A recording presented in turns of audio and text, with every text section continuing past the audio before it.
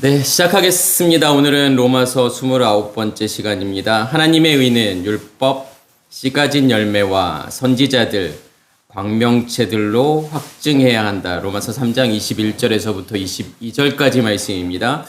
이제는 율법 외에 하나님의 한 의의가 나타났으니 율법과 선지자들에게 증거를 받은 것이라. 곧 예수 그리스도를 믿음으로 말미암아 모든 믿는 자에게 미치는 하나님의 의인이 차별이 없느니라. 아멘. 네.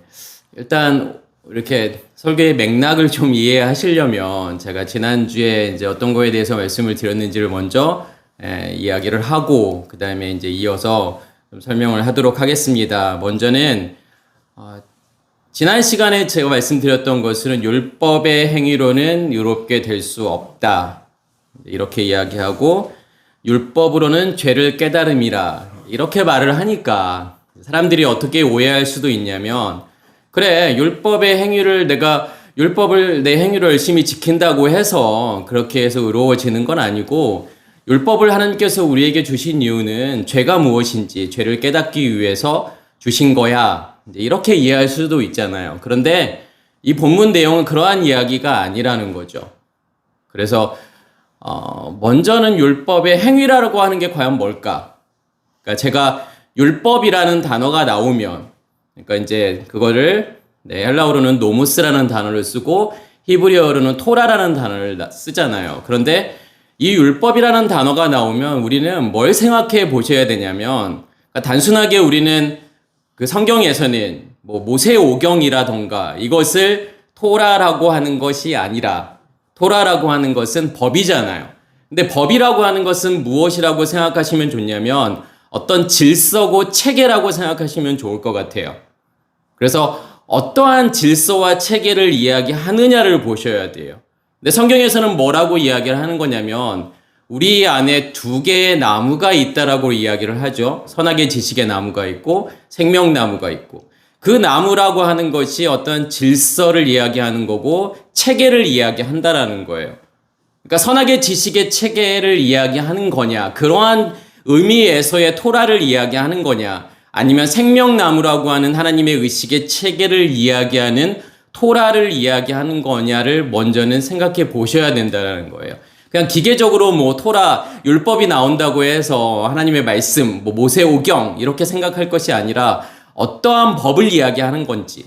그러니까 이거를 로마서 8장에서는 생명의 성령의 법이라고 이야기하고 이걸 생명나무라고 이야기하는 거고, 죄와 사망의 법이라고 하는 것은 선악의 지식의 나무를 이야기하는 건데 어떠한 의미에서의 토라를 이야기하는 거냐를 생각해 보셔야 되는 거고, 지금 여기에서의 율법의 행위라고 하는 것은 우리 안에 선악의 지식의 체계가 존재한다. 그 나무가 존재하고 있어서 그거로부터 나오는 모든 것을 행위라고 이야기한다라는 거예요. 그러니까 행위는, 우리가 율법의 행위는 단순하게 우리가 뭐 행위로 뭔가를 지키는 그것만을 이야기하는 것이 아니라 우리 안에 어떠한 체계가 존재하고 있느냐의 문제죠. 어떠한 시스템이 내 안에 존재하고 있느냐인 거고, 우리는 100% 우리 안에 가지고 있는 체계에 의해서 움직일 수밖에 없다라는 거예요. 마치 DNA라고 하는 유전 정보라는 게 있죠. 그럼 우리 안에 어떠한 DNA를 가지고 있느냐에 따라서 우리는 여지없이 그 DNA에 의해서 행동하고 말할 수밖에 없다. 그러니까 우리가 알지 모르는 그 체계가 우리 안에 존재하고 있다라는 거예요. 그것을 성경은 뭐라고 이야기하는 거냐면 선악의 지식의 체계라고 이야기하고 선악의 지식의 나무라고 이야기하고, 그러니까 우리가 가장 큰 오해는 뭐냐면 창세기 3장에서 우리가 하나님께서 먹지 말라고 하는 선악과의 그 열매를 따먹었기 때문에 죄의 시작이다, 이렇게 알고 있지만 성경을 자세하게 묵상을 해보면 그러한 이야기가 아니라 우리 안에 원래부터 선악의 지식의 나무가 존재하고 있었다라는 거예요. 왜 그러냐면 창세기 1장 2절에서 뭐라고 이야기하냐면 모든 사람은 다 어둠이라고 이야기하는 거예요. 시작이 어둠인 거예요. 그래서 시작을 죄라고 이야기하는 거고 선악의 지식의 체계가 내 안에 존재하고 있다. 그것으로부터 시작이 되어 있었다. 당연히 선악의 지식의 나무가 내 안에 있기 때문에 그것을 안 먹을 사람이 있을까요? 그러니까 먹는다라는 것은 성경에서 어떤 의미냐면 경험한다라고 생각하시면 좋을 것 같아요. 선악의 지식의 체계가 그 시스템이 내 안에 존재하고 있기 때문에 우리는 여지없이 그 체계에 의해서 살아갈 수밖에 없다라는 거예요. 그래서 과학자들 가운데서도, 그러니까 물리학자들 가운데서도 무슨 이야기를 하는 거냐면 이 우주 전체는 하나의 의식의 체계다. 네, 저는 100% 공감해요. 왜 그러냐면 선악의 지식의 체계라는 그 의식의 체계가 우주 전체를 덮고 있는, 그것을 성경은 어둠이라고 이야기하는 거니까 그게 우리의 시작이라고 하는 거죠. 처음에는 모르고 먹었다라는 거예요. 그게 무엇인지 모르고 먹었다라는 건데 하나님께서 말씀하시는 것은 알고 먹으라는 거예요. 근데 무엇에 의해서요? 우리 안에 남편이 존재하게 되면, 우리 안에 빛이 존재하게 되면, 생명나무가 존재하게 되면 선악의 지식의 나무의 열매를 먹는다라고 하는 것이 무슨 의미가 있는지를 알게 된다라는 거예요. 그게 하나님께서 말씀하시는 너희가 먹는 날에는 이라는 거예요. 반드시 죽으리라. 그러니까 반드시 죽는다라고 하는 것은 그것을 알고 먹어야만이 거기에서 벗어날 수 있다라는 거죠. 그 어두움에서 벗어날 수 있어. 그 생명 선악의 지식의 나무에서 벗어날 수 있다라는 거예요. 그러면 우리 모두는 내가 율법의 행위를 안 해야지 라고 해서 안 할 수 있는 게 아니라 율법이라고 하는 선악의 지식의 체계가 내 안에 존재하는 한 거기에서 절대로 벗어날 수 없다라는 거예요. 그래서 깊은 어둠이라고 이야기하는 거예요. 깊은 어둠이라는 것은 거기서 깊다라고 하는 건 뭐냐면 끝을 알 수 없는, 절대로 빠져나올 수 없는 어두움이라고 하는 거죠.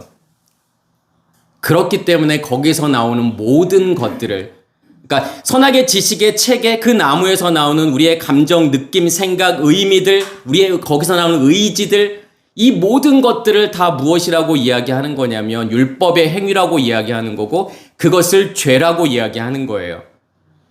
그래서 죄라고 하는 것은 우리가 어떤 행위에 포커스를 맞출 수가 있잖아요. 이런 행위를 하면 죄야 라고 하는 거지만 성경에서 말하는 죄는 무엇을 이야기하는 거냐면 그냥 너희가 선악의 지식의 나무로 존재하는 그 자체가 죄라는 거예요.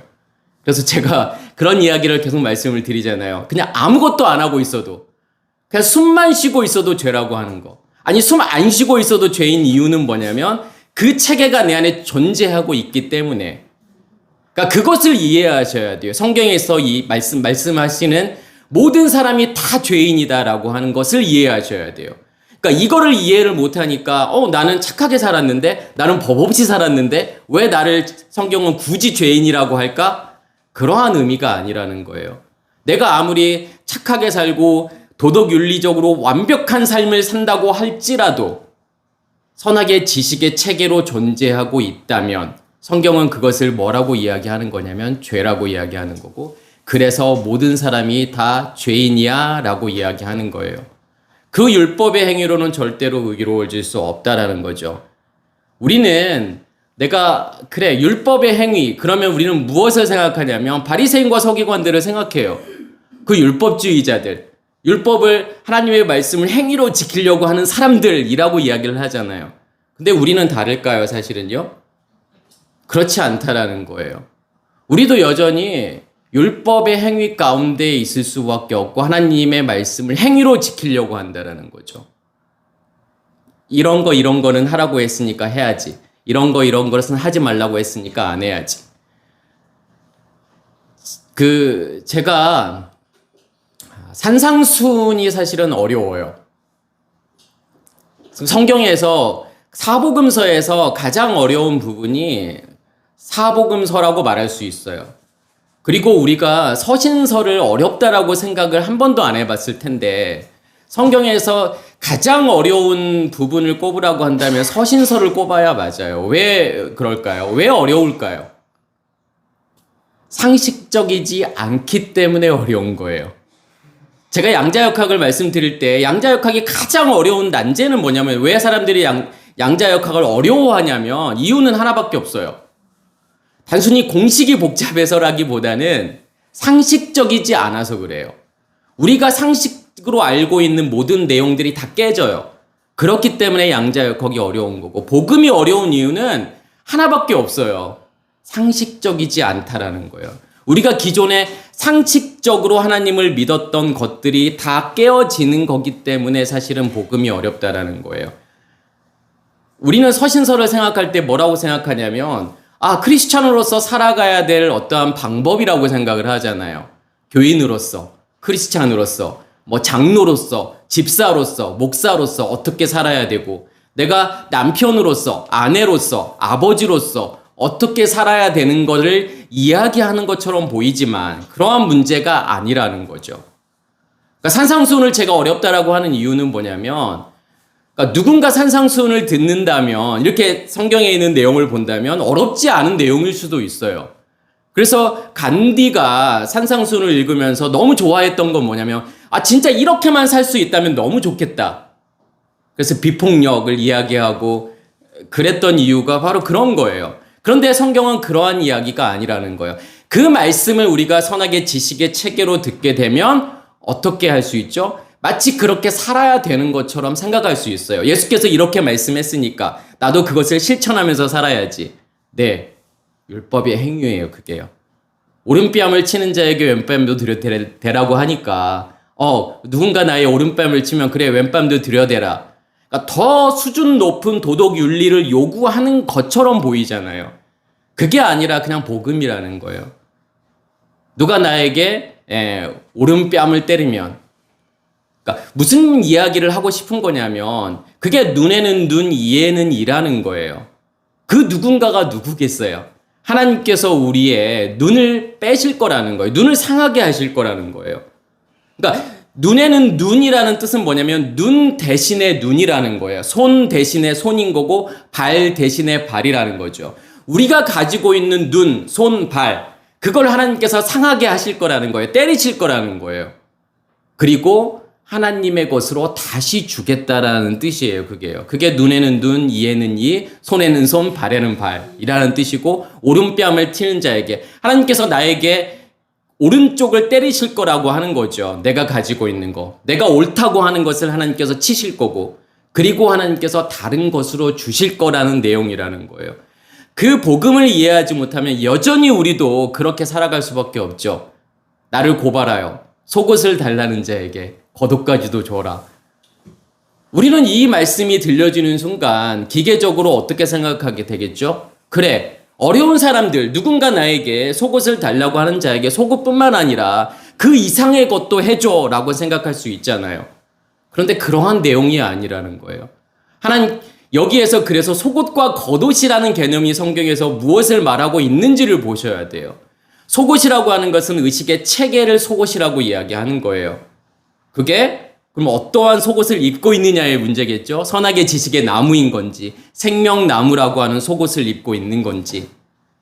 그러면 그 의식의 체계에서 나오는 모든 것들을 뭐라고 이야기하는 거죠? 제가 말씀드렸던 거기서 나오는 마음, 우리의 감정, 느낌, 생각, 의미들, 그렇게 해서 만들어지는 나라는 존재를 성경은 겉옷을 입었다라고 이야기하는 거예요.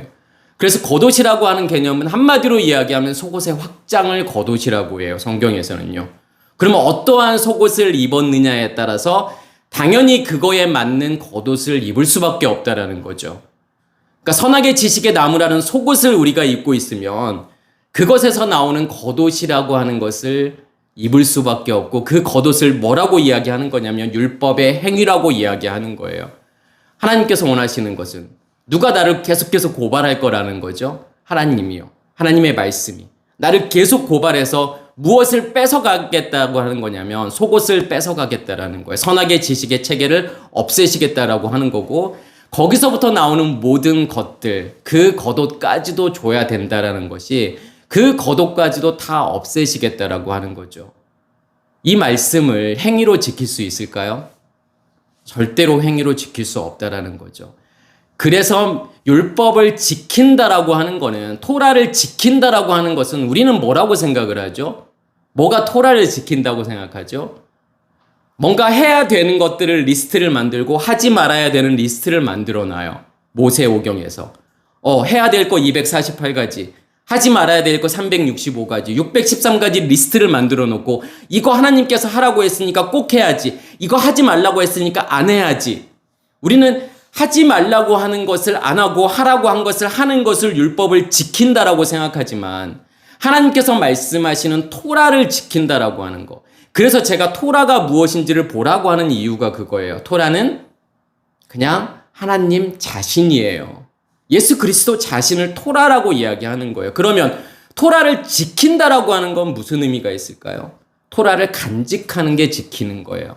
그 예수 그리스도를 우리 안에 간직하라는 거죠.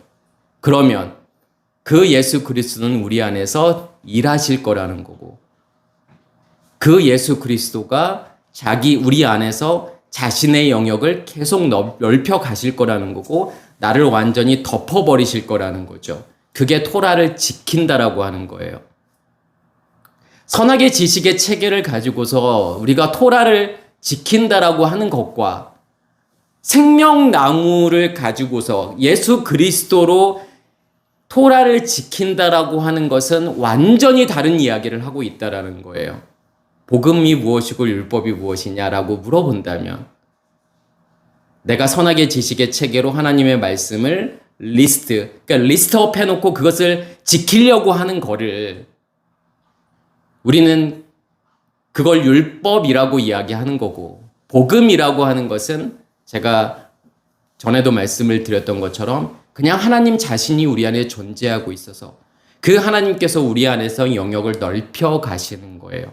그걸 복음이라고 이야기하는 거고, 여기에서 율법으로는 죄를 깨닫는다라고 하는 것은 뭐냐면, 너희가 선악의 지식의 체계를 가지고서 율법을 그렇게 알고 있기 때문에, 이해하고 있기 때문에 절대로 의롭게 될 수 없어를 이야기하는 거예요. 단순하게 율법의 행위로는 너희가 의롭게 될 수 없어, 율법은 죄를 알게 하기 위해서, 깨닫게 하기 위해서 준 거야 라는 그러한 의미가 아니라, 그래서 율법의 행위라는 것과 내가 죄를 어떻게 인식하고 있는 거는 같다라고 하는 거죠.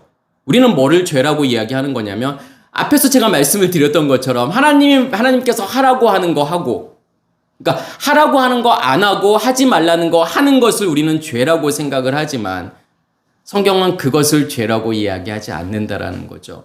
성경에서 가장 중요한 부분이 뭐냐면, 죄를 어떻게 인식하고 있느냐가 가장 중요해요. 제가 창세기 3장, 지난주에 세미나를 하면서 창세기 3장이 너무 중요하다, 그 말씀을 드렸어요. 왜 그러냐면, 창세기 3장에서 선악과 사건을 어떻게 이해하고 있느냐에 따라서 죄의 문제가 달라져요. 죄를 어떻게 인식하고 있느냐가 달라지는 거고, 죄를 어떻게 인식하느냐에 따라서 복음의 내용이 달라질 수 있다는 거예요. 그렇죠? 내가 전에 내가 하라고 하는 거 안 하고 하지 말라는 거 하는 것을 죄라고 인식했기 때문에, 그러면 죄를 어떻게 우리는 해결하려고 하는 거냐면, 하나님 말씀을 잘 지킴으로 인해서 죄를 해결하려고 하는 거잖아요. 그렇지만 하나님께서 말씀하시는 것은, 그 선악의 지식의 나무는, 그 죄라는 것은 생명나무가 있어야만이 해결이 된다라는 거예요. 예수 그리스도가 내 안에 존재함으로, 그 빛이 존재함으로 어두움의 문제를 해결할 수 있다. 지금 그 이야기하고 있다라는 거죠. 그러면서 너희가 절대로 율법의 행위로는 의롭게 될 수 없어를 이야기했다면, 그러면 이게 맥락적으로 이번 시간에는 무슨 이야기를 해야 맞는 거죠? 그러면 너희가 어떻게 의롭게 될 수 있는지에 대한 답을 줘야 맞는 거예요. 그래서 오늘 21절에서 22절에서는 그 이야기를 하고 싶은 거예요. 그래, 율법의 행위로는 너희가 의롭게 될 수 없어. 그런데 너희가 이것을 통해서 너희가 의롭게 될 수 있어 라고 하는 그러한 이야기를 하고 있다라는 거. 그래서 이제는 율법 외에 하나님의 한 의가 나타났으니, 그러면 하나님의 한 의라는 것, 율법이라고 하는 선악의 지식의 나무 그거 말고 한 의라고 하는 것은 다른 율법이라는 거잖아요. 다른 토라를 이야기하는 거고, 그러면 다른 토라라는 것은 결국은 무엇을 이야기하고 싶은 거냐면 예수 그리스도를 이야기하고 싶은 거죠.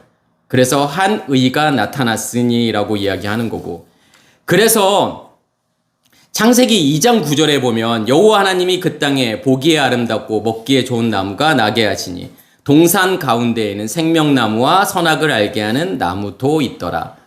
여기서 이제 도 있더라, 그러니까 이 도라고 하는 것은 이제 의역이죠. 그래서 마치 우리가 이 말씀을 들으면 어떻게 생각할 수 있냐면 에덴 동산이라고 하는 곳에 거기에 많은 나무들이 있는데 딱 중간에 선악의 지식의 나무 하나, 생명나무 한 그루, 이렇게 두 그루가 딱 있는 것처럼 우리가 이미지화할 수 있는데 그러한 내용이 아니라 그러니까 그 에덴 동산이라고 하는 개념부터 우리가 좀 이해할 필요가 있다라는 거예요. 우리는 에덴 동산을 밖에 있는 어떤 장소의 개념으로 이해하고 있잖아요. 그래서 아랍 중동 어딘가에 에덴 동산이 있었다 이렇게 생각할 수 있는데 그러한 의미가 아니라 에덴이라고 하는 것은 뭐냐면 기쁨이라는 뜻이고 지성소를 이야기하는 것이 에덴이에요. 성경은 그것을 무엇이라고 이야기하는 거냐면 그것을 하늘이라고 이야기하는 거예요. 그게 샤마임이에요. 그러면 그 하늘에 의해서 만들어지는 땅을 뭐라고 이야기하는 거냐면 그것을 동산이라고 이야기하는 거죠. 그래서 에덴 동산 그러면 지성소와 성소를 이야기하는 거예요. 그것을 다른 말로 뭐라고 이야기하는 거냐면 천국이라고 이야기하는 거죠. 천국이라는 개념은 뭐냐면 하늘에 의해서 만들어지는 땅, 영역, 나라, 그거를 천국이라고 이야기하는 거예요. 그러면 우리가 어디를 하늘이라고 이야기하느냐가 중요하겠죠. 그래서 성경은 절대로 이 보여지는 이 스카이, 이 하늘을 하늘이라고 말하지 않아요. 그냥 하나님의 영역을 하늘이라고 이야기하는 거고, 지성소를 그래서 하나님의 영역 샤마임이라고 이야기하는 거예요. 왜 지성소를 샤마임이라고 이야기하는 거냐면, 지성소의 핵심은 뭐냐면 언약궤고, 언약궤의 핵심은 뭐냐면 두 돌판이에요. 두 돌판이 의미하는 것이 하나님의 말씀인 거고 그것을 성령이라고 이야기하는 거예요. 그래서 거기를 하늘이라고 이야기하는 거고 거기를 에덴이라고 이야기하는 거고 그 에덴에 의해서 만들어지는 영역을 동산이라고 이야기하는 거죠. 그러면 거기에는 두 나무밖에 없어요, 사실은요. 어떤 나무와 어떤 나무? 선악의 지식의 나무와 생명나무. 원래는 거기에 무슨 나무만 있었죠? 선악의 지식의 나무만 있었다라는 거예요. 죄 가운데 있는. 그게 우리의 모습이라는 거예요. 그게 어둠 가운데 있는 우리의 모습이에요. 그래서 의인은 없나니 하나도 없다. 완벽한 어두움 가운데 있다라고 성경은 이야기하고 있는 거고, 그러한 우리에게 하나님께서 무엇을 주시는 거냐면 에덴 동산이 만들어졌다라는 의미는 뭐냐면 생명나무가 우리 안에 만들어졌다라는 의미예요. 그래서 창세기 2장 9절에 거기에는 선악의 지식의 나무가 있고 생명나무가 있다 이렇게 이야기하는 거죠. 원래 한 법밖에 없다라는 거예요. 율법이라는 하나의 법밖에 없었는데 거기에 그 외에 다른 법이 존재하게 되었다라는 거죠. 그것을 생명나무라고 이야기한다. 오늘 본문에서 이야기하고 있는 내용이죠. 그래서 로마서 10장 3절에서도 하나님의 의의를 모르고 자기의 의의를 세우려고 힘써 하나님의 의에 복종하지 아니하였느니라. 여기에서도 하나님의 의의가 나오고 자기의 의의가 나오잖아요. 그러면 하나님의 의의를 뭐라고 이야기하는 거냐면 생명나무라고 이야기하는 거고 자기의 의의를 뭐라고 이야기하는 거냐면 선악의 지식의 나무라고 이야기하는 거고 우리는 절대로 하나님의 의의를 모르고 알 수 없다라는 거예요. 그래서 모르다라는 이 단어가 아그노에오라는 단어를 써요. 그러니까 아그노에오라는 단어는 뭐냐면 알파라고 하는 뭐뭐 아니다라는 그 부정불변사와 그 다음에 노에오라고 하는 것은 내가 알다, 이해하다, 인식하다, 경험하다라는 뜻이에요. 그래서 절대로 알거나 인식하거나 경험할 수 없다라는 거죠. 그러니까 생명나무가 없이 선악의 지식의 나무로 존재하고 있는 우리에게는 절대로 하나님이라는 존재를, 하나님의 의의를 절대로 경험할 수 없다라는 거죠. 그래서 여기에서는 아그노에오라는 단어가 이제 모르다라는 단어로 번역이 되었고 여기에서 아까 제가 노에오라는 단어를 말씀을 드렸잖아요. 인식하다, 알다, 경험하다. 거기에서 나온 단어가 뭐냐면 메타노에오라는 거예요. 메타노에오라는 것이 회개라고 하는 거예요. 그럼 성경이 말하는 메타라고 하는 것은 뭐뭐와 함께라는 거고 노에오는 앞에서 설명을 드렸던 것처럼 내가 알다, 인식하다, 경험하다라는 거죠.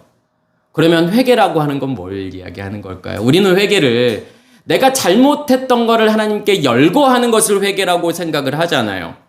마치 고해성사식 회개를 이야기하는 건데 성경은 그것을 회개라고 이야기하는 것이 아니라 내가 하나님을 인식하고 경험할 수 있는 것. 무엇이 죽은 만큼 내가 하나님을 인식하고 경험하게 되는 거냐면 선악의 지식의 체계가 죽은 만큼 우리의 겉사람이 죽은 만큼 하나님을 내가 인식하고 이해하고 경험하게 되는 것을 회개라고 이야기하는 거예요. 그래서 성경이 말하는 회개는 내가 할 수 없다라고 하는 이유가 그런 거예요. 그냥 우리가 기본적으로 예전에 알고 있는 회개는 아무나 할 수 있어요. 누구나 할 수 있어요. 언제든 할 수 있어요. 성경이 말하는 회개는요, 아무나 할 수 없어요. 하고 싶어도 못해요. 누구만이 할 수 있는 거냐면 하나님이 존재하는 사람만이, 그 생명이 내 안에 존재하는 사람이, 말씀이 내 안에 존재하는 사람만이 할 수 있다라는 거예요. 왜요? 하나님의 일하심을 회개라고 이야기하는 거니까. 기도도 마찬가지잖아요. 기도는 내가 할 수 있다라고 생각을 해요. 그게 우리의 가장 큰 오해죠. 기도는 내가 하는 것이 아니라 하나님이 하고 있다라는 거. 기도의 주체가 누군지를 보셔야 돼요. 그러니까 모든 사람들은, 모든 종교는 다 내가 하나님을 향해서 기도를 하잖아요. 그게 정상이죠. 극히 상식적이잖아요. 근데 복음은 뭐라고 이야기하는 거냐면 성경은 내가 하나님을 향해서 내가 바라고 원하고 소원하는 것을 아뢰는 것을 기도라고 말하는 게 아니라 하나님께서 우리를 향해서 자기가 원하고 소원하고 바라는 것을 이루시는 것을 기도라고 이야기하는 거예요. 그래서 기도의 주체는 내가 아니라 하나님이라는 거예요. 그래서 주기도문의 내용들도 다 뭐와 같은 거죠? 일곱 날의 창조와 같은 거잖아요. 하나님이 일하시겠다라는 거예요. 우리 안에 들어오셔서 내가 너희 안에 존재하고 있는 겉사람을 다 죽일 거야, 다 없앨 거야 라고 하는 게 기도예요. 그래서 기도는 한마디로 이야기하면 속사람으로 겉사람을 심판하는 게 기도라는 거예요. 그래서 우리가 하나님을 알고 있다라고 하는 거, 내가 인식하고 경험한다라는 거, 그 회개가 내 안에서 계속 이루어져야만이 내가 하나님을 계속해서 인식하고 경험할 수 있다라는 것을 이야기하고 싶은 거죠. 창세기 3장 5절에 너희가 그것을 먹는 날에는 너희 눈이 밝아져 하나님과 같이 되어 선악을 알 줄 하나님이 아심이라. 이게 3장 5절 말씀이고 3장 22절에 여호와 하나님이 이르시되 보라 이 사람이 선악을 아는 일에 우리 중 하나같이 되었으니 그가 그의 손을 들어 생명나무 열매도 따먹고 영생할까 하노라 하시고. 네, 앞에 3장 5절에서는 누가 누구에게 하는 이야기죠? 뱀이 여자에게 하는 이야기죠. 22절은 누가 하는 이야기예요? 하나님께서 하시는 이야기예요.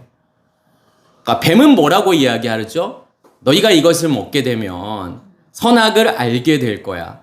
그러니까 뱀이 이야기하는 선악을 안다라고 하는 개념과 하나님께서 말씀하시는 선악을 안다라고 하는 개념은 완전히 다르다라는 거죠.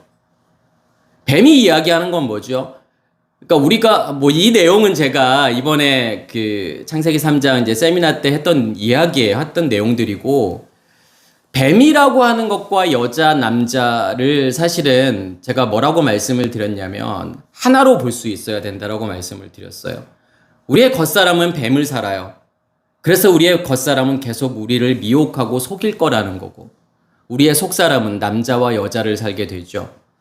그래서 안에서 일하는 상태를 여자라고 이야기하는 거고 밖으로 일하는 상태를 남자라고 이야기하는 거예요. 그래서 우리는 뱀과 남자와 여자를 동시에 살고 있다. 이 동시성이라고 하는 것이 성경을 이해하는 데 있어서 정말 중요한 포인트예요. 그래서 그 개념을 이해하셔야 되지, 마치 밖에서 어떠한 존재가 있어서 우리를 계속 미혹하는 것처럼 이해하게 된다면 성경을 오해하고 있는 거다. 그러니까 뱀은 끊임없이 우리를 너희가 선악을 알게 될 거야. 하나님과 같이 되어 선악을 알게 될 거야. 뱀이 이야기하는 선악을 안다라고 하는 것은 너희가 선악을 더 잘 구별하게 될 거야. 이걸 먹으면 먹을수록, 선악의 열매를 먹으면 먹을수록 더 잘 구별하게 될 거야. 이거 선, 이거 악. 바리새인과 서기관들이 그랬던 것처럼 더 잘 지키려고 하잖아요. 리스트 만들어 놓고 613가지 리스트를 만들어 놓고 이거 하나라도 어기면 안 돼라고 생각하는 게 뭐냐면 선악을 아는 거라고 생각을 해요. 그렇죠? 나누는 거잖아요. 선과 악을. 뭐가 선이죠? 사람들이 생각하는 선은 뭐예요? 하나님의 말씀을 잘 지키는 걸 선이라고 이야기하는 거고 하나님의 말씀을 안 지키는 것을 악이라고 생각하잖아요. 지금 기독교인들의 모습들이 어쩌면 그런 모습일 수도 있을 것 같아요. 더 잘 지키려고. 그러니까 어떻게 보면 나쁜 건 아닐 수 있잖아요. 그 마음에서는 내가 하나님 더 잘 믿어보려고 하는 거잖아요.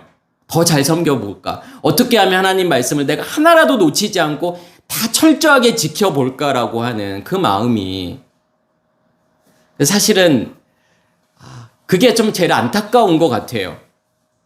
하나님 입장에서 보면은 그게 선악을 더 잘 구분하려고 하는 거고 선악의 지식의 나무로 더 잘하게 되고 더 단단하게 되어진다라고 하는 거예요. 하나님께서 말씀하시는 선악을 너희가 알게 된다라는 의미는 뭐냐면 그냥 하나님 자신이 선이에요. 하나님으로부터 나오는 모든 것이 다 선이에요. 생명나무로부터 나오는 모든 것을 선이라고 이야기하는 거예요.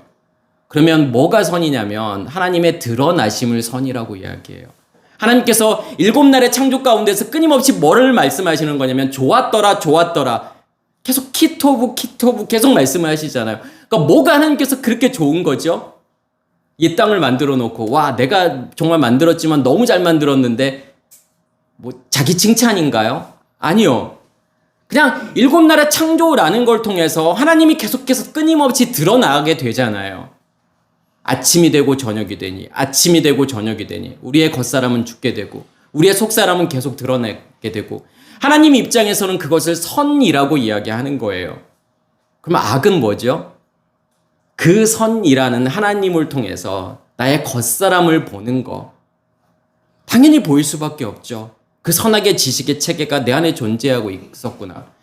그러니까 사람들이 그걸 한 번도 생각 안 해보는 거예요. 내 안에 뭐가 존재해서 나는 이렇게 살고 있지? 내가 하나님을 이렇게 믿고 있지라고 생각 안 해보는 거예요. 그냥 열심히 믿으면 되지. 그냥 하라고 하는 거 열심히 하면 되지. 그러니까 저한테 그렇게 질문하시는 분들이 있어요. 아니, 왜 하나님을 이렇게 어렵게 복잡하게 믿으려고 하는데 그냥 심플하게 간단하게 믿으면 되잖아. 그냥 시키는 거 하고 하라는 거 하고 하지 말라는 거 안 하면 되지.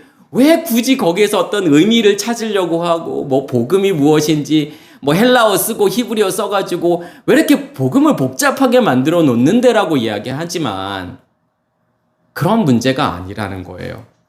복음은 정말 심플해요. 사실은요. 그냥 뭐 헬라어 히브리어 필요 없어요. 그냥 없어도 상관없어요. 그냥 그 속사람이 뭔데 그러니까 너희가 원래부터 어떠한 존재인데 그 겉사람이 무엇인지를 보라는 거고 그러면 정말 내 안에 속사람이 존재한다면 하나님께서 내 안에 존재하고 있다면 끊임없이 싸움이 일어날 수밖에 없는 거고 속사람과 겉사람의 전쟁이 있을 수밖에 없고 그 속사람으로 겉사람을 이기는 만큼을 뭐라고 이야기하는 거냐면 샬롬이라고 이야기하는 거예요. 그게 성경이 말하는 화평이에요. 그래서 전쟁 없는 평화는 없는 거예요. 전쟁 없는 샬롬은 없어요. 반드시 전쟁이 있어야 돼요. 속사람과 겉사람의 전쟁. 제가 지금 말씀드린 이게 복음의 전부라니까요. 근데 이게 너무 우리가 상식선에서 이해하다 보니까 지금까지 배운 것으로 내가 이해하려다 보니까 그게 이해가 안 되는 거예요. 왜요? 우리가 배운 대로 이렇게 성경을 이해하다면 우리 밖의 것으로 성경을 볼 수밖에 없는 거예요. 십자가의 죽음도 부활도 재림도 다 어디에서 기다리고 있죠 지금요? 다 밖에서 기다리고 있잖아요. 예수께서 다시 구름 타고 오시면 무덤에서 일어나는 그 부활을 꿈꾸고 있을 거고 그 예수께서 이렇게 구름 타고 하늘로부터 오시는 그 재림을 상상하고 있을 건데 그 이야기 아니라고 이야기하고 싶은 거예요. 성경은요. 왜냐면 그 하늘이 아니니까요. 하늘은 여기 있으니까요. 성소와 지성소를 맡고 있는 휘장이 갈라져서 지성소로부터 말씀이 나오는 거를 성경은 휴거라고 이야기하는 거고 그걸 재림이라고 이야기하는 거예요. 그래서 내가 하늘로 올라갈 수 있는 방법은 제가 2가지가 있다고 했잖아요. 내가 하늘로 올라가는 방법이 있고 또 한 가지 방법은 하늘이 나에게 내려와서 하늘이 나를 덮어버리는 사건. 그게 재림이라니까요. 하늘이 나를 덮어버리는 사건을 재림이라고 이야기하는 거예요. 우리가 뭐 휴거 그러니까 내가 이렇게 하늘로 빨려 올라간다라고 생각하잖아요. 그런 성경에서 말하는 휴거는 그런 개념이 아니에요. 그래서 내가 아무리 흰 옷을 입고 산에 올라가서 하나님을 아무리 기다려도 죽을 때까지 기다려도 그 하나님은 오시지 않는다라는 거예요. 100년, 1000년을 기다려도 안 와요. 그렇게 오시는 게 아니기 때문에 그래요. 그래서 성경을 우리가 이해하시려면, 재림을 이해하시려면 하늘이 무엇인지부터 이해하셔야 돼요. 제가 재림 이렇게 설교를 하니까 어떤 목사님이 진짜 저한테 이메일을 보내셨는데 다 뭐 각주를 달아가지고 제가 했던 내용들 이거는 뭐가 잘못됐고 막 이렇게 각주를 달아서 저에게 이렇게 보내주신 분이 계시는데 제가 이분에게 왜냐면 저는 그분이 하는 이야기를 알잖아요. 신학을 했기 때문에.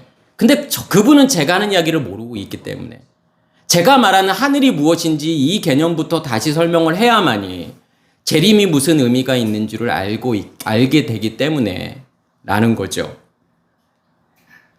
네. 그래서 우리가 복음으로 말씀을 이해하는 것과 율법으로 이해하는 거는 전혀 다른 이야기라는 거예요. 전혀. 그러니까 어떤 거냐면 과학적으로 이야기하면 고전역학으로 이 세상을 보는 것과 양자역학으로 이 세상을 보는 것은 완전히 다른 이야기라고 하는 거예요.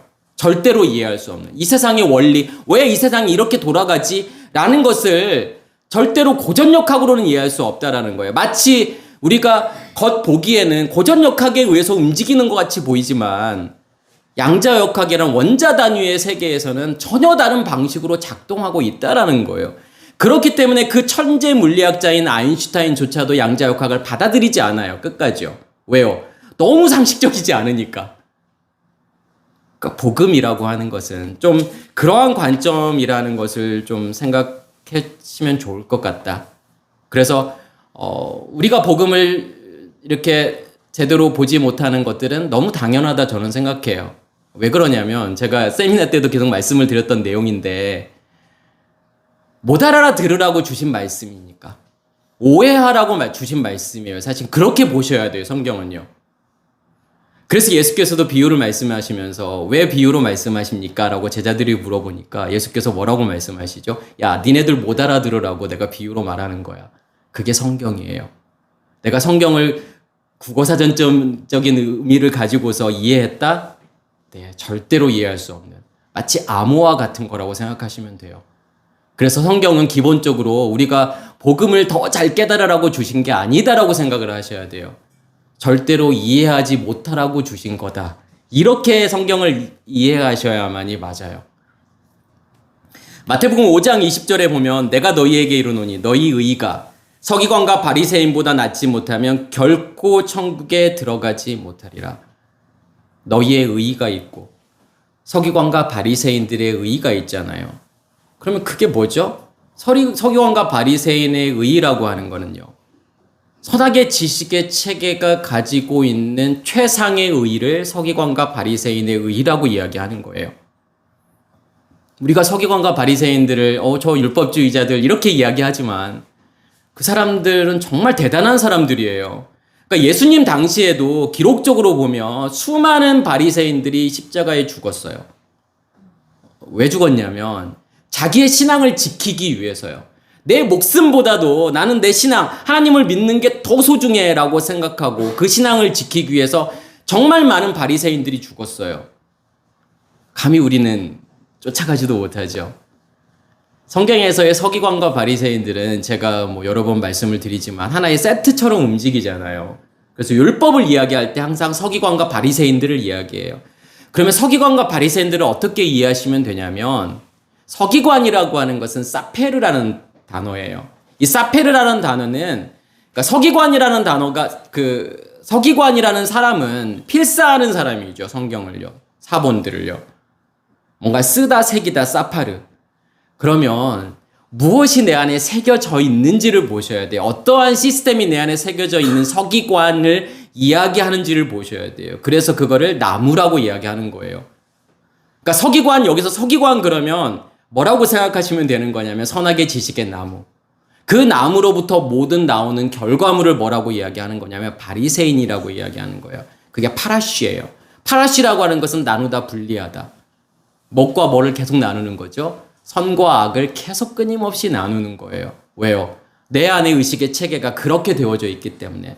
선과 악을 나누는 그것으로 되어져 있기 때문에 그것을 계속해서 그래서 이거는 선이야, 이건 악이야. 바리새인들, 니네들 악이야. 이렇게 생각하는 거예요. 열심히 하나님의 말씀을 지키고 있는 나는 선이야. 그게 바리새인이잖아요. 그래서 서기관과 바리새인은 하나의 세트처럼 계속 움직이는 거고 그게 의미하는 게 뭐냐면 결국은 그게 성경이 말하는 속옷과 겉옷이라는 개념이에요. 속옷이라는 의식의 체계. 그것에 의해서 만들어지는 모든 결과물. 그러니까 바리새인, 그러니까 서기관, 선악의 지식의 체계가 내 안에 존재하고 있다면 100% 우리는 뭐를 어떻게 살 수밖에 없는 거냐면 바리새인을 살 수밖에 없다라는 거예요. 그게 성경이 말하는 서기관과 바리새인. 그러면 그 의라는 것은 선악의 지식의 나무로부터 나오는 모든 열매, 그것으로 경험하고 있는 율법의 행위, 그것을 뭐라고 이야기하는 거냐면 서기관과 바리새인의 의라고 하는 거죠. 그것으로는 절대로 천국이 우리 안에서 만들어질 수 없다라는 거고 그러면 너희의 의라고 하는 것은 누구로부터 만들어지는 예수 그리스도를 통해서 만들어지는 의여야만이 의롭게 된다라고 이야기하는 거고 그것을 천국이라고 이야기하는 거예요. 그래서 예수 그리스도 자신을 천국이라고 이야기하고 있다라는 거. 그러니까 우리가 의가 얼마든지 우리가 서기관과 바리새인을 욕하면서도 그게 우리의 모습일 수 있다라는 거. 그거 생각해 보셔야 돼요. 하나님을 더 잘 믿으면 더 잘 믿으려고 하면 할수록 내가 하나님을 믿어서 거룩해지면 거룩해지려고 하면 할수록 나는 어디의 의로 더 강해지는 거냐면 서기관과 바리새인의 의로 더 튼튼하고 더 강해질 수 있다. 이런 생각을 해보셔야 돼요. 저는 정말 한 번 정도는 내가 정말 신앙생활 나 열심히 했다. 나 누구에 뒤지지 않게 정말 열심히 했다라고 생각하시는 분들은 정말 한번 그거에 대해서 고민해 보셔야 된다고 생각해요. 저도 누구보다도 열심히 저도 신앙생활을 했던 사람 중에 하나였으니까. 저도 사대째이고 모태신앙이고 어렸을 때부터 교회에 있는 게 너무 좋았던 사람이고 저는 중학교 1학년 때부터 정말 제 의지로 알람 맞춰놓고 새벽 예배 다녔던 정말 누구보다도 내가 하나님을 더 사랑하고 하나님을 더 잘 믿어야 되겠다라고 생각했던 사람 중에 하나였고 그러한 제가 어느 순간 그 고백을 할 수밖에 없었다라는 거죠. 내가 어둠이구나. 내가 지금 여기 서 있는 이곳이 애굽이구나라는 것을 나 자신을 여지없이 보게 되는 저는 그거를 경험해야 된다라고 생각을 해요. 하나님이 빛이 비추어지게 되면 나의 모습을 볼 수 있느냐 없느냐. 정말 가장 게 중요하죠.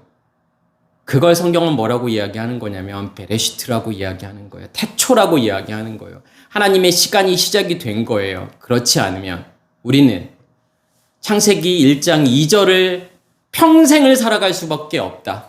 땅이 혼돈하고 공허하니 흑암이 깊음 위에 있고 그 깊은 어두운 가운데에서 내 삶은 왜 혼돈과 공허일까? 내가 하나님을 그렇게 잘 믿으려고 하는데 왜 내 마음은 이렇게 될 수밖에 없지? 왜 보여지는 것들에 계속 흔들릴 수밖에 없지? 라고 생각할 수밖에 없다라는 거예요. 저는 정말 이제 유튜브를 통해서 이 설교를 듣고 있는 분들은 그런 거에 대해 정말 고민은 해봐야 된다고 생각해요.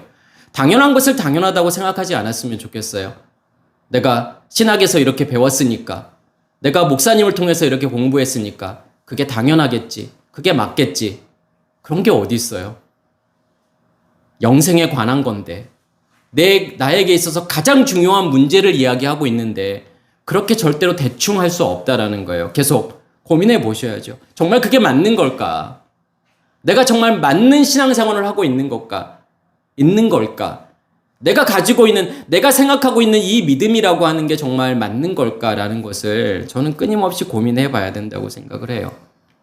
지금 다른 의의를 이야기하고 있잖아요. 또 그 외에, 율법 외에 한 의에 관한 설명. 그건 예수 그리스도 자신을 이야기한다라고 말씀을 드렸고. 그래서 마가복음 16장 12절에서 14절 내용에는 그 후에 그들 중에 두 사람이 걸어서 시골로 갈 때 예수께서 다른 모양으로 그들에게 나타나시니라. 여기에서도 한 의가 나타났다라고 하는 이 단어와 다른 모양으로 그들에게 나타나신이라고 하는 단어는 같은 단어예요. 이게 파네로라는 단어인데, 이게 파네로라는 단어는 이게 나타나다라는 건데, 그러니까 우리가 이거 말씀을 보면은 예수께서 부활하시고 평소에 그 얼굴이 아니라 다른 얼굴을 하고 나타났나 보다 이렇게 생각을 할 수 있잖아요. 그래서 제자들이 못 알아봤겠군이라고 생각할 수 있지만 여기에서 왜 굳이 다른 모양이라고 설명을 했을까? 그리고 예수께서 왜 굳이 그런 거라면 왜 다른 얼굴로, 원래의 얼굴로 나타나시면 되지 굳이 왜 다른 얼굴로 나타나셨을까? 이렇게 한번 생각해 볼 만도 하잖아요. 그러니까 그 무엇을 이야기하고 싶은지를 보셔야 돼요. 다른 모양이라고 하는 것은 결국은 한의, 너희가 율법으로 인식하고 있는 그 하나님이 아니라 정말 내가 십자가에 죽고 부활이 되었다라고 하는 것은 선악의 체계로 살고 있던 나에게 나의 의식이 깨어지고 생명나무가 내 안에 만들어졌다라는 거잖아요. 빛이 내 안에 임하게 되었다라는 거잖아요. 그러면 하나님을 인식하는 모든 것들이 다 달라진다라는 거죠. 그 생명을 인식하는, 그 예수 그리스도를 인식하는 모든 것들이 다 달라진다. 내가 전에 봤던 그 하나님이 아니었구나.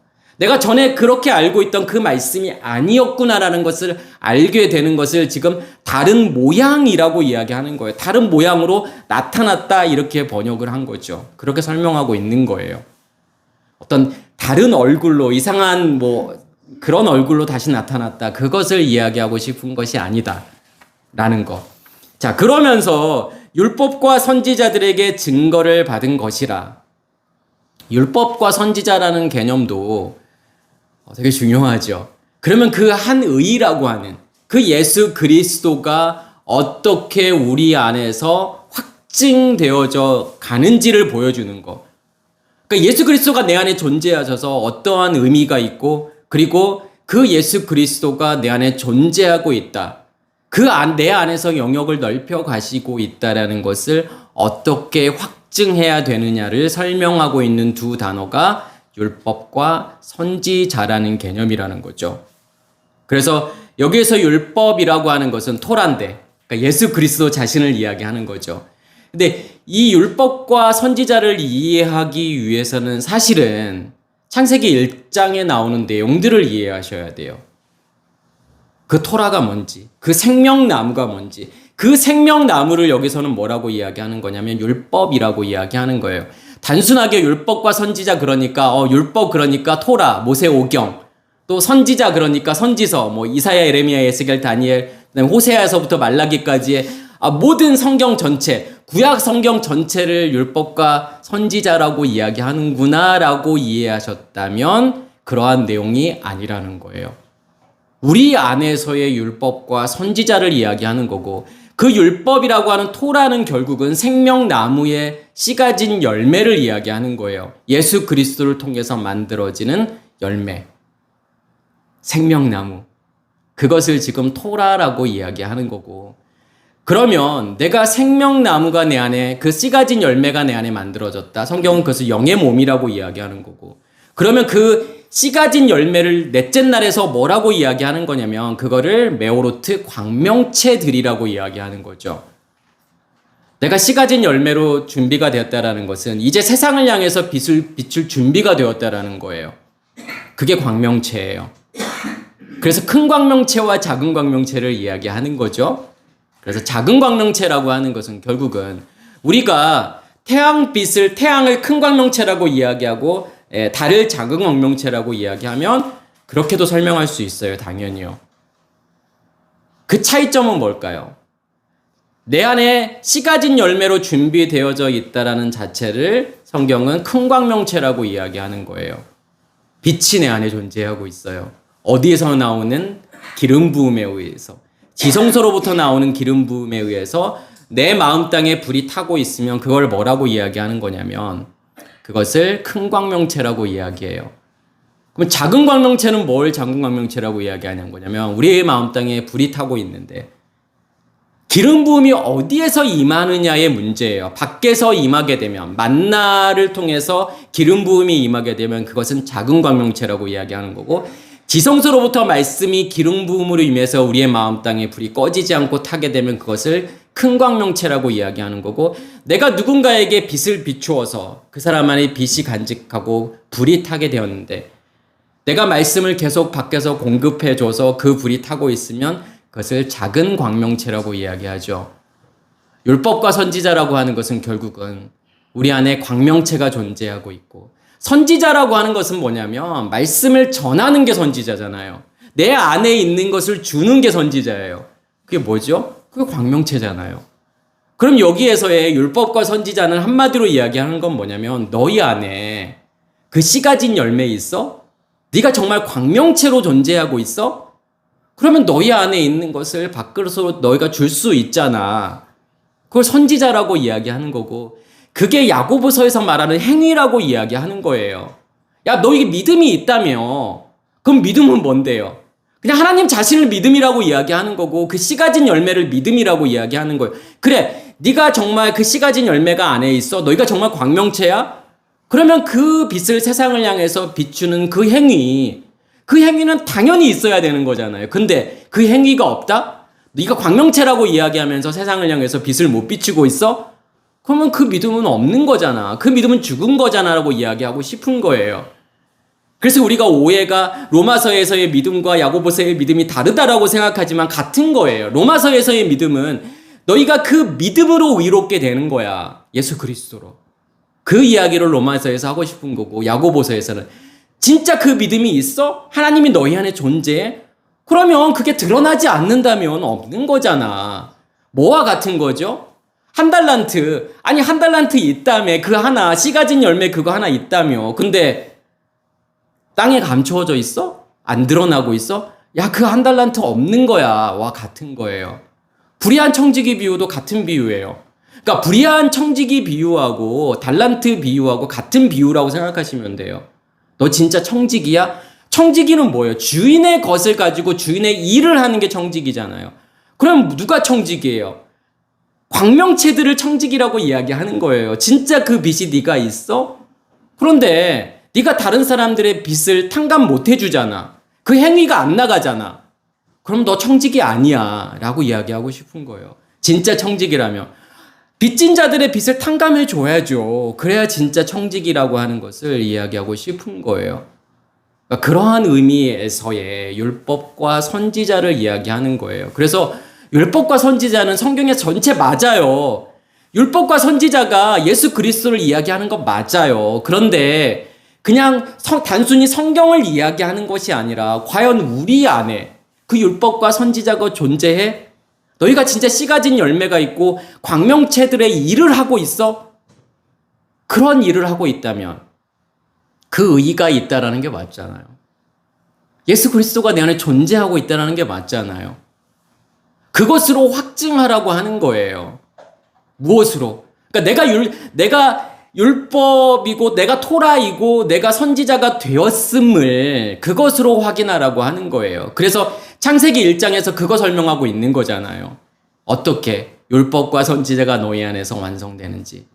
그 완성된 걸 뭐라고 이야기하는 거죠? 그것을 샤바트라고 이야기하는 거예요. 그걸 안식이라고 이야기하는 거예요. 이루어진 만큼이요. 율법과 선지자가 내 안에서 이루어진 만큼이 샤바트인 거고 그것을 천국이라고 이야기한다라는 거죠. 그래서 마태복음 22장 37절에서부터 40절까지 이 두 계명이 온 율법과 선지자의 강령이니라. 그러면 그 두 계명이 뭐예요? 하나님 사랑과 이웃 사랑이잖아요. 내 마음을 다하고 목숨을 다하고 뜻을 다하여 주 너희 하나님을 사랑하라. 그리고 내 이웃을 내 몸같이 사랑하라. 그럼 그게 뭐예요? 마음을 다하고 목숨을 다하고 뜻을 다하여 하나님을 사랑하라? 그게 토라. 그게 율법이에요. 그러면 내 이웃을 내 자신과 같이 사랑하라? 그게 뭐예요? 선지자요. 율법과 선지자잖아요, 지금요. 그러니까 마음을 다하고 목숨을 다하고 뜻을 다하여 하나님을 사랑하라니까 어떻게 해야 하나님을 진짜 정말 하고 싶은데 난 진짜 마음을 다하고 뜻을 다하고 목숨을 다하여 하나님을 사랑하고 싶은데 어떻게 해야 하나님을 사랑하게 되는 거죠? 뭘 열심히 해야 되나요? 성경 공부를 열심히 해야 되나요? 아니면 기도를 열심히 해야 되나요? 아니면요, 철회를 해야 되나요? 어떻게 해야 하나님을 사랑하게 되는 거죠?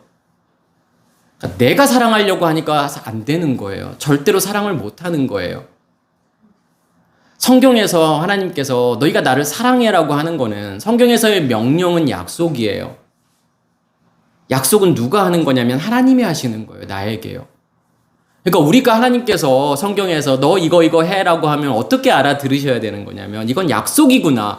하나님께서 하시겠다라고 하는 약속이구나.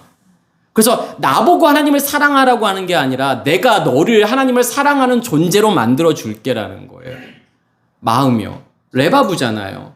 뭐가 마음이죠? 우리의 의식의 체계를 마음이라고 이야기하는 거예요. 그러니까 너희가 어떠한 의식의 체계를 가지고 있는데라고 물어보는 거예요. 그걸 네페시라고 이야기하는 거죠. 그것을 목숨이라고 번역을 했지만 이 목숨이라는 단어는 네페시예요. 푸시케, 혼이라는 뜻이에요. 혼이라고 하는 것은 성경에서 뭐라고 생각하시면 되냐면 의식의 체계를 이야기하는 거예요. 그 의식의 체계를 만드는 근원을 뭐라고 하는 거냐면 영이라고 이야기해요. 그걸 합쳐서 영혼이라고 이야기해요. 내 안에 생명나무라는 의식의 체계, 아니면 선악의 지식의 나무라는 의식의 체계, 그것을 혼이라고 이야기하는 거고, 그러면 그 혼을 무엇이 만들었느냐를 그 근원을 영이라고 이야기하는 거예요. 그럼 선악의 지식의 체계를 만든 근원을 뭐라고 이야기하죠? 악한 영, 용, 사탄, 마귀라고 이야기하는 거예요. 옛뱀이라고 이야기하는 거예요. 그러면 생명나무라고 하는 의식의 체계, 혼, 그것을 만든 근원을 뭐라고 이야기하는 거죠? 그것을 성령이라고 이야기하는 거예요. 그걸 말씀이라고 이야기하는 거고 그것을 엘로힘 하나님이라고 이야기를 하는 거예요. 어떤 의식의 체계가 만들어졌느냐. 그것을 지금 마음을 다하고 목숨을 다한다라는 것은 하나님의 의식의 체계가 만들어져서 거기서부터 나오는 결과물들이 있잖아요. 그러니까 생명나무가 내 안에 만들어져서 거기로부터 나오는 모든 것들, 우리의 감정도, 느낌도, 생각도. 잘 생각해 보시면 그 어느 것 하나 우리가 내 마음대로 할 수 있는 게 없잖아요. 내 마음을 내가 조절할 수 있나요? 내 생각을 내가 조절할 수 있을까요? 내 의지를요? 그래서 제가 자유의지는 없다라고 이야기하는 거예요. 자유의지가 존재한다는 착각만이 있는 것 뿐이죠. 내가 선택한다는 착각만이 있는 거지 어떠한 의식의 체계가 있느냐에 따라서 우리는 100% 그 의식의 체계에 의해서 어떤 선택을 할 수밖에 없다라는 거예요. 나의 의지가 아니에요. 그냥 의식의 체계가 바뀌게 되면, 그럼 하나님의 의식의 체계가 내 안에 존재하게 되면, 그 생명나무가 존재하게 되면 우리의 마음, 생각, 감정, 느낌, 의지, 이 모든 것들이 다 바뀐다라는 거예요. 그게 내가 죽는다라는 의미예요. 의식이 바뀌는 거예요. 살아가는 의미가 바뀌어요. 하나님에 대한 의미가 바뀌어요. 복음에 대한 의미가 바뀌어요. 내 삶의 전 영역에서 나를 완전히 바꿔가세요. 그게 하나님이 나를 죽이시는 거예요. 그게 십자가의 죽음이에요. 무엇이 바뀌었기 때문에요. 의식의 체계가 바뀌었기 때문에요. 가능한 일이죠. 그리고 마음을 다하고 목숨을 다한다라는 거는, 뜻을 다한다라는 것은 결국 뭐죠? 하나님이 내 안에서 충만해지시는 거예요. 자기의 영역을 넓혀가시는 거예요. 나를 온전히 지배하시고 다스리는 거예요. 나의 모든 것들이요. 의미들. 우리는 어떤 것들이 의미가 있으니까 그 의미로 살아가잖아요. 의미가 없는데 내가 어떤 행동을 한다? 불가능해요. 단 1%의 의미가 있으니까 그 행동을 하는 거예요. 그런 말을 하는 거예요. 어떤 것들이 더 중요하잖아요. 보여지는 것들이 중요해요. 그런데 어느 순간에 그 보이는 것들의 의미가 다 없어져요. 그리고 어떠한 의미만 남게 되죠? 하나님이라고 하는 것의 의미만 남게 돼요. 그러면 우리는 그 의미로 살아가는 존재가 되는 거예요. 그게 복음이라고 하는 거예요. 정말로. 저는 경험해 보셨으면 좋겠어요. 진짜 하나님이 나를 그렇게 모든 영역에서 나를 변화시키고 바꿔 가시는지. 하나님이라는 의미가 완전히 달라져요. 전에 내가 이해하고 경험했던 그 하나님의 의미가 완전히 없어지고 새로운 하나님이라는 의미, 이 존재의 의미가 생겨요. 그게 우리가 살아가는 이유죠. 어떤 의미로 내가 정말 살아가는 걸까? 현대로 가면 갈수록 그 의미들이 없어져요. 나는 왜 살아가고 있지? 나는 어떠한 의미로 내가 살아가고 있는 거지? 얘에 대한 고민을 하셔야 돼요. 그래서 제가 AI 시대에는 그 고민을 꼭 하셔야 된다라고 말하는 이유가 그거예요. 일하러 갈 데도 없고 이제 70~80%의 사람들은 다 실업자가 될 거고 그게 머지 않았어요. 저는 5년 안에 그게 가능할 거라고 봐요. AI 시대를 넘어서 AGI 시대가 오게 되면. 그러면 진짜 인간은 어떠한 내가 의미로 사는지를 고민하셔야 돼요. 내가 게임하고 넷플릭스 보기 위해서 태어난 인생인가? 그런 고민하셔야 돼요. 하나님이라는 의미가 없다면 내 존재의 의미가 없어져요, 사실은요. 나는 왜 존재하지? 무엇을 위해 존재하지? 천국 가기 위해서 존재하나요? 그런 천국이 없다면요. 그러한 우리가 생각하는 3차원의 의미에서의 천국이 존재하지 않는다면, 그런 장소로서의 천국이 존재하지 않는다면 우리는 어떠한 의미를 가지고서 하나님을 믿으실 건가요? 5차원만 돼도 시공간의 개념이 없어져요. 어디에나 존재하고 어느 시간대나 동시에 존재해요. 그런 어떤 장소의 개념으로 천국이 존재할까요? 절대로 그런 천국은 존재하지 않아요. 우리가 꿈꾸는 천국이죠. 내가 그냥 바라고 원하는 천국이에요. 여기서 못 누리고 있던 거 죽어서 천국 가서 원 없이 누리고 싶은 인간의 욕심이잖아요. 그래서 그런 천국은 존재하지 않는다라고 이야기하는 거예요. 그러면 내가 그렇게 꿈꾸던 천국이 존재하지 않는다면, 그러니까 사람들이 그래요. 아니 그런 천국 존재하지 않으면 내가 예수를 왜 믿어라고 이야기를 해요. 아니 그런 천국 안 존재하면 예수 안 믿으실 거예요? 정말요. 어느 순간 그게 경험되어지실 거예요. 아, 내가 그렇게 바라고 원하고 소원하는 그런 천국은 존재하지 않는 거구나. 그 의미는 없어지는 거구나. 그러면 나는 어떠한 의미로 살아가야 되는지에 대한 고민을 하셔야 된다라는 거예요. 그래서 두 계명이라고 하는 것은 결국은 내가 하나님을 사랑한다라고 하는 것은 그게 율법이라는 거예요. 하나님이 내 안에서 자기의 영역을 넓혀 가실 거고. 그러면 이웃을 내 몸과 같이 사랑하라는 건 뭐예요, 그러면요? 어떻게 해야 내 몸과 같이 사랑하죠? 내가 아프면 다른 사람도 아프고 내가 배고프면 다른 사람도 배고프겠지. 그게 이웃을 내 몸과 같이 사랑하는 건가요? 아니요. 내가 가지고 있는 것으로 사랑하라고 이야기하는 거예요. 네가 광명체로 존재하고 있어? 그러면 그것으로 사랑해. 내가 너희에게 준 것으로. 내가 너희 안에서 충만하게 된 만큼 그렇게 줄 수밖에 없다라는 거고, 그것을 이웃을 사랑한다라고 이야기하는 거예요. 그게 광명체잖아요. 누가 광명체의 역할을 한 거죠? 예수께서요. 이 땅에 오셔서 사람들에게 그 생명을 넘겨주시잖아요. 그리고 양식을 공급해 주잖아요. 만나를 공급해 주잖아요. 누가 그렇게 했죠? 모세가 그렇게 했던 거죠. 그래서 모세가 요단강을 못 건너갔는데 천국 갔나요? 지옥 갔나요? 이렇게 하는 질문들은 정말 유치한 질문이에요. 그러니까 말씀을 이해하지 못하고 있다라는 거예요. 모세가 어떠한 의미가 있다라는 거. 모세는 광야와 가나안을 동시에 살고 있는 개념으로 보셔야 돼요. 모세는 광명체로 존재하고 있는 그 상태예요. 그렇기 때문에 넷째 날, 다섯, 여섯째 날에 바다 짐승과 땅의 짐승을 기르는 거예요. 먹이는 거예요. 그게 모세가 하는 일이잖아요. 그게 우리가 하는 일이에요. 우리가 진짜 그런 일을 하고 있다면, 내 안에 정말 광명체들로 존재하고 있고 내가 씨 가진 열매로 존재하고 있다면 그 씨를 줄 수 있는 거잖아요. 그 빛을, 내가 안에 존재하고 있는 빛을 줄 수 있는 건데 못 주는 이유는 뭘까요? 없으면 줄 수 없다라는 거예요. 그러니까 보셔야죠. 확증하라. 그러니까 성경에서는 계속 확증하라는 거예요. 정말 그 토라가 너 안에 존재하고 있는 거 맞아? 그 하나를 너 정말 가지고 있어? 라고 하는 것을 우리에게 계속 이야기하고 싶은 거죠. 그게 성경에서 말하는, 오늘 제가 했던 내용이 사실은 로마서 1장 17절에 하는 복음의 전부. 복음에는 하나님의 의의가 나타나서 믿음으로 믿음에 이르게 하나니 기록된 바 오직 의인은 믿음으로 말미암아 살리라 함과 같으니라. 세 개의 믿음이 나오잖아요. 누구의 믿음이요? 예수 그리스도의 믿음이요. 그러니까 성경은 예수 그리스도 자신을 믿음이라고 이야기하는 거예요. 나의 믿음이 아니에요. 그래서요. 그러면 그 믿음이, 예수 그리스도 안에 있는 믿음이 그 생명을 누구에게 주는 거죠? 나에게 주는 거예요.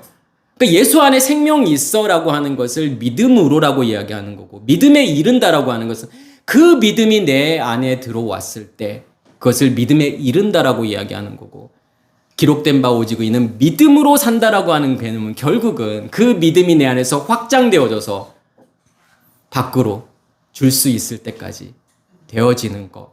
그게 복음의 전부라고 하는 거예요. 그게 복음이에요. 제가 지금 말씀드린 복음의 내용들이 어렵나요? 아니잖아요. 저는 제가 이것보다 쉽게 설명하기는 정말 힘들 거라고 생각해요. 정말 저는 쉽게 지금 설명하고 있는 건데. 근데 우리가 알고 있는 상식이라고 하는 거가 그 개념들이 깨지지 않기 때문에 어렵다라고 생각하는 것 뿐이지. 복음은 너무 간단한 거예요.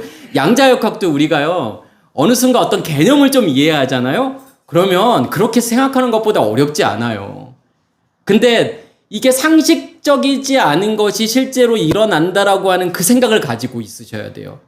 그러니까 거시세계에서의 법칙과 미시세계, 원자 단위에서의 일은 전혀 다른 거다라고 보셔야 돼요.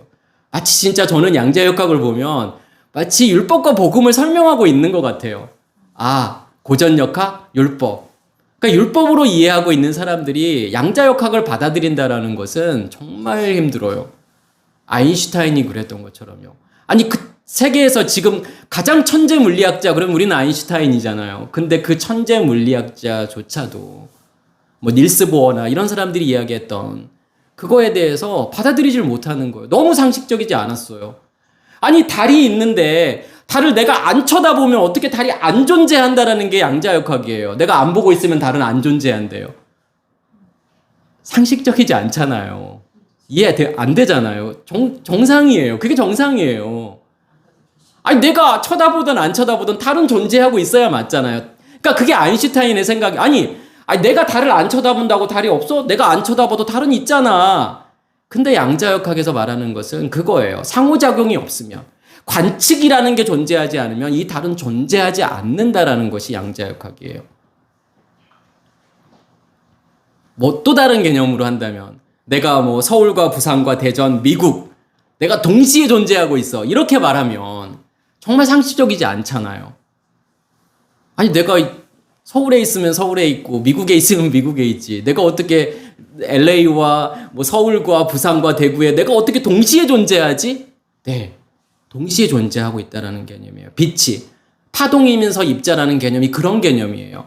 그렇지만 관측되는 순간 내가 어디 한 곳에만 존재한다라는 거예요. 그러니까 내가 관측되기 전까지는 여러 군데 존재할 수 있다라는 거예요. 그렇지만 관측되는 순간 한 군데에서만 존재해야 된다. 도깨비 같은 일이에요. 복음도 마찬가지로 그럴 수 있다라는 거예요. 누군가 이 말씀을 들으면, 아니 무슨 말도 안 되는 소리를 하고 있지? 무슨 도깨비 같은 지금 이야기를 하고 있지? 라고 생각할 수 있어요. 근데 너무 당연해요. 그렇게 생각하는 게 너무 지극히 당연해. 정상이에요. 우리가 비정상이죠.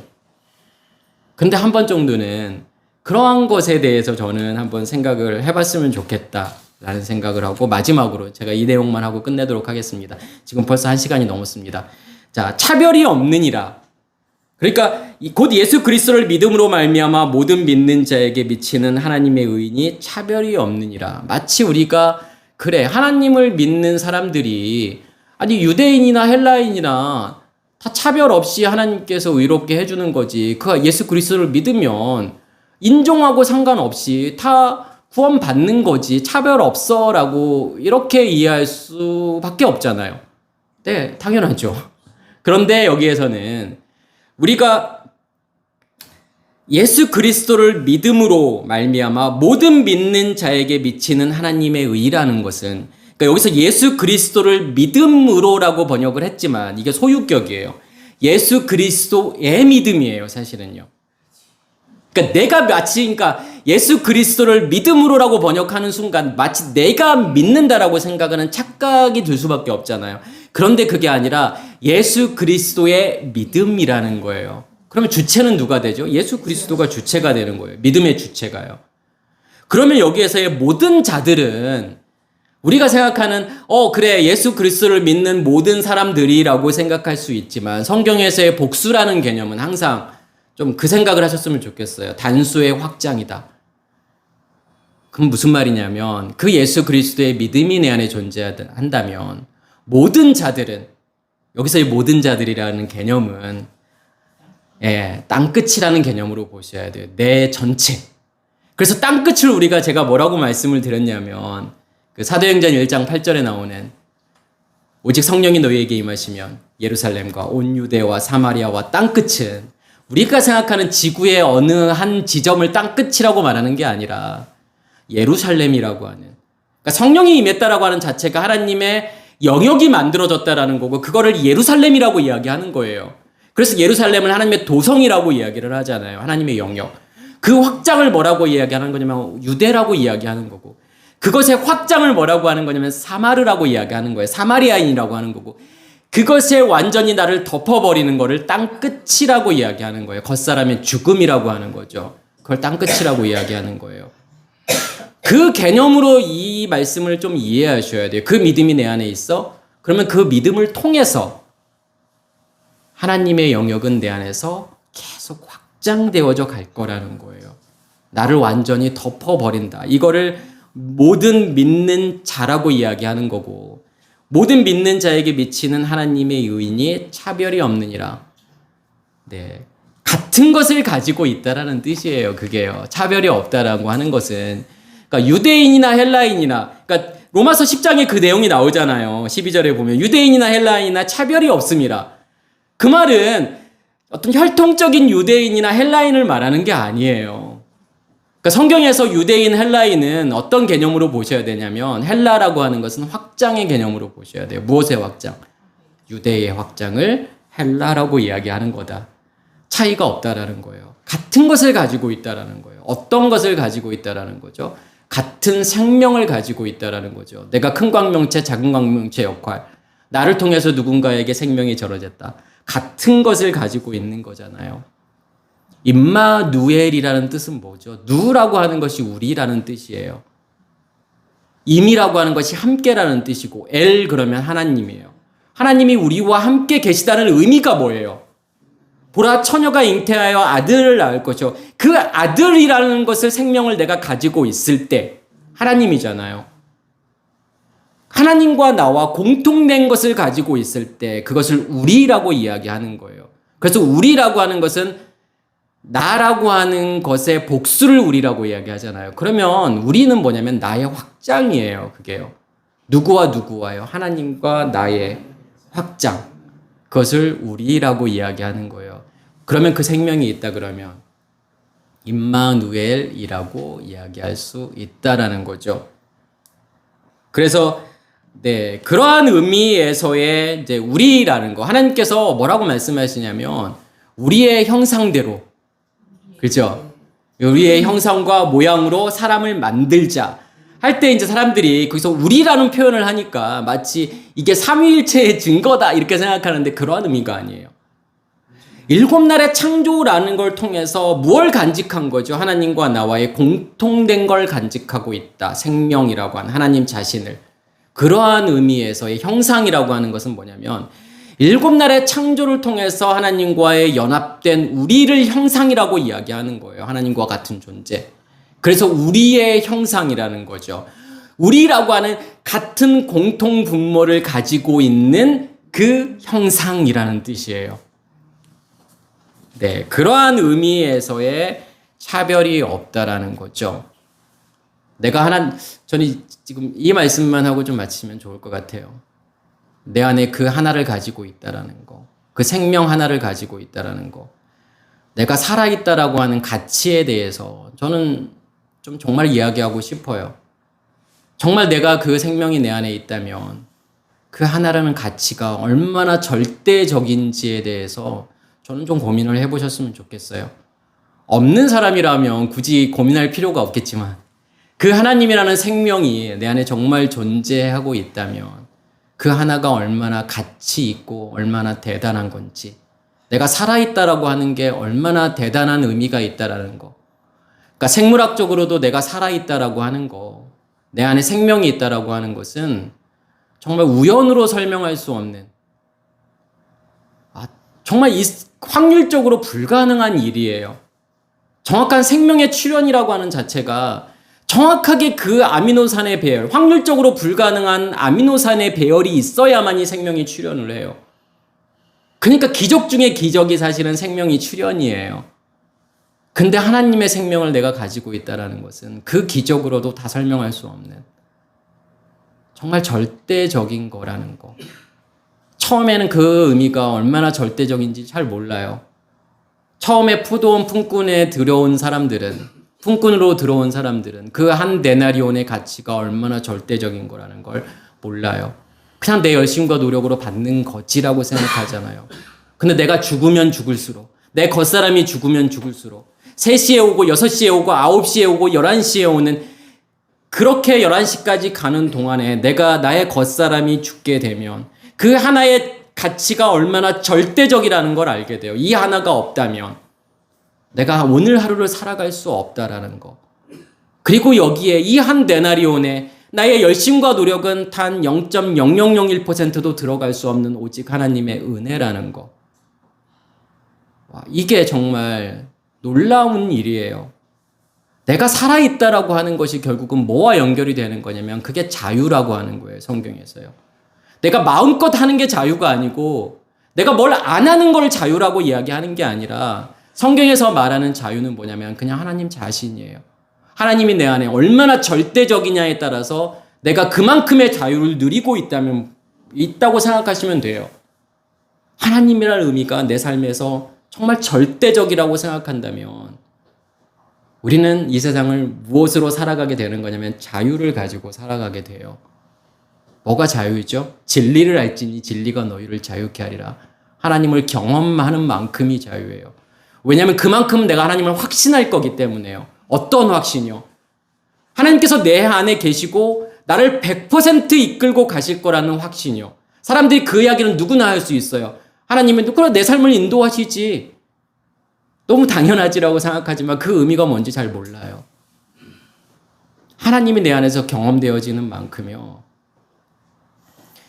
밖에 있는 것에 영향을 받지 않는 게 성경이 말하는 자유예요. 그 어떤 보여지는 것에 의해도 내가 흔들리지 않는다. 왜 그러냐면 하나님이라고 하는 의미 때문에 그래요. 하나님이 내 안에 존재하는 순간 내 삶에서 우연은 절대로 없어요. 100% 필연만이 존재해요. 그렇다면 나에게서 일어나는 모든 일들은 다 뭐예요? 하나님이 나에게 하시는 최선이에요. 제가 이 내용을 정말 저는 말하고 싶어요. 베스트요. 그래서 우리가 믿음의 길을 걸으면서 때로는 힘들고 어려운 일이 있을 수 있어요. 몸이 아플 수도 있고 사업이 망할 수도 있어요. 네. 그냥 하나님이 우리를 이끌어 가시는 최선이에요. 그게요. 그러면 그것 때문에 내가 영향을 받을까요? 안 받을까요? 그것 때문에 내가 우울해하고 힘들어하고 괴로워하고, 아니 돈 없으면 힘들어요. 저도 사업 망할 때 보니까 돈 없어서 너무 힘들더라고요. 너무 고통이에요. 사실은요. 정말 죽고 싶을 만큼 고통스러운 건 맞아요. 근데 그것이 하나님이 나를 이끌어 가시는 베스트인 걸 알아요. 최선이라는 걸 알아요. 그게 자유예요. 그 어떤 것에 내가 영향을 받지 않는 거예요.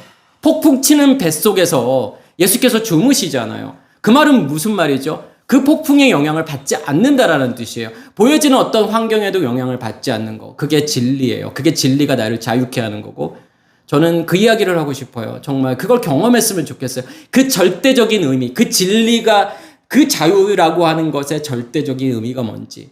그게 내가 살아가는 이유예요. 내가 오늘을 살아가는 이유예요. 그게 아니라면요. 무엇 때문에 살아가요? 살아갈 이유가 있을까요? 그러니까 현대인들이 힘든 거예요. 왜 고통스럽죠? 돈이 없어서 고통스러운 게 아니에요. 건강이 없어서 고통스러운 게 아니라요. 삶의 의미를 찾을 수 없기 때문에 고통스러운 거예요. 애들도 그래요. 지금 중고등학생 애들이 왜 힘든 줄 아세요? 초등학교 애들도 힘들다고 그러던데. 내가 왜 사는지 모르니까 힘든 거예요. 내 삶의 의미를 찾지 못하니까 힘든 거예요. 내가 왜 살지? 이럴 바에는 차라리 그냥 죽는 게 낫지도 않을까? 이런 생각을 다 해요. 청소년들이요. 저는 정말 그 이야기가 하고 싶은 거예요. 그 하나님이라는 그 절대적인 의미. 이것 때문에 살아가는 거예요. 저는 그래서 너 예수를 왜 믿어라고 이야기한다면 저는 그 자유를 이야기하고 싶은 거고, 그 기대. 지금도 내가 하나님과 내가 연합되어져서 하나님으로 살아간다라고 하는 게 얼마나 익사이팅한지를 아는데, 얼마나 이게 기쁨이고 즐거움이고 내 삶의 의미라는 걸 아는데, 과연 더 연합된다면, 내 겉사람이 더 죽어서 하나님과 더 온전히 연합된다면 그건 어떤 걸까? 내 육체를 벗는. 그러니까 제발 무슨 천국은 어떤 모습이에요? 죽어서 가는 천국은 어떤 거예요? 저한테 물어보지 마세요. 잘 몰라요. 근데 그 이야기를 하고 싶은 거예요. 지금 경험하시라는 거예요. 그러면 지금 경험하고 있는 거를 내가 죽어서도 동일하게 경험하겠죠, 당연히요. 지금 내가 경험하는 거에 수백 배를 경험할 수 있겠죠. 그 기대가 있는 거잖아요. 그래서 전 자유를 이야기하고 싶고 그 기대를 이야기하고 싶은 거예요. 정말 예수를 믿는다라는 건 이런 거라는 거예요. 하찮은 게 아니라요. 절대적이란 거라는 거. 네. 그것을 저는 누리기를 간절히 소원합니다. 마치겠습니다.